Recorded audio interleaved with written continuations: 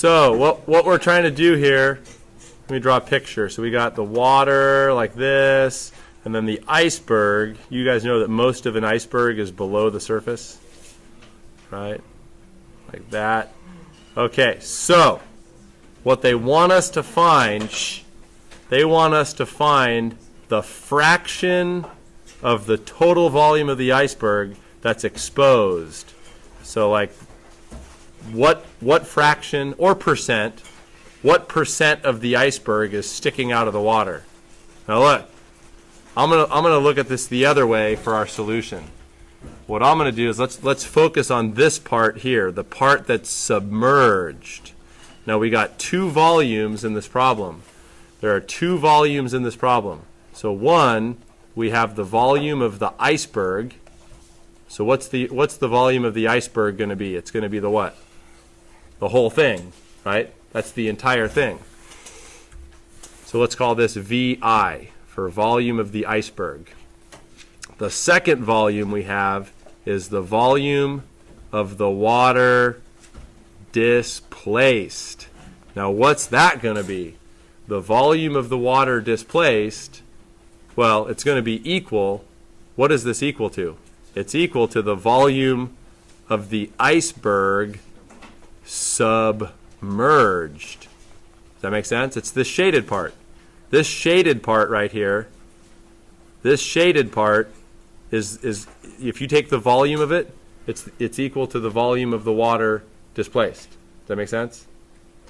Now what if somebody came along and dunked the iceberg the rest of the way?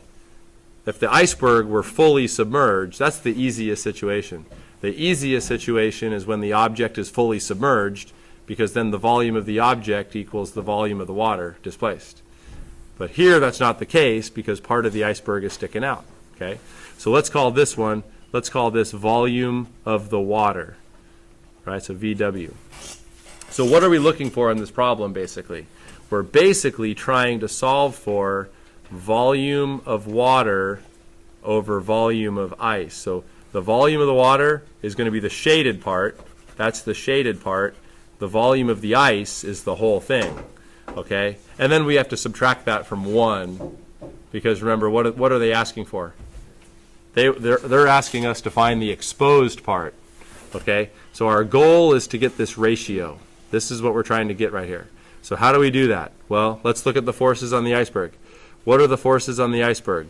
We have mg down, where that's what? Mass of iceberg. Okay, then what force is up? The buoyant force. What is buoyant force always equal to? The weight of the displaced fluid. So this is going to be mass of water times gravity, right? Weight is mg.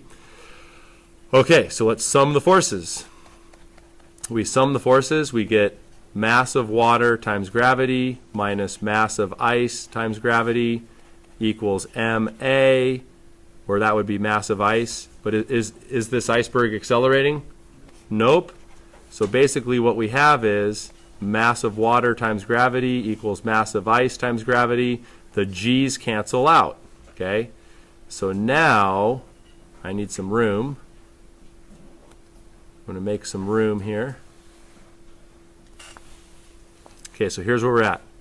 We have mass of, oh, hold on, oh, the bell rang. So now what you do is plug in what? Look at density equals mass over volume. So mass equals density times volume. Watch, we're almost done here. So this is going to be density of water, volume of water, you can pack up, equals density of ice, volume ice. Rearrange this and you get this ratio, right? So volume of water over volume of ice is going to equal density of ice over density of water. So the density of the ice is 920. The density of the water is 1030. So this comes out as 0.89.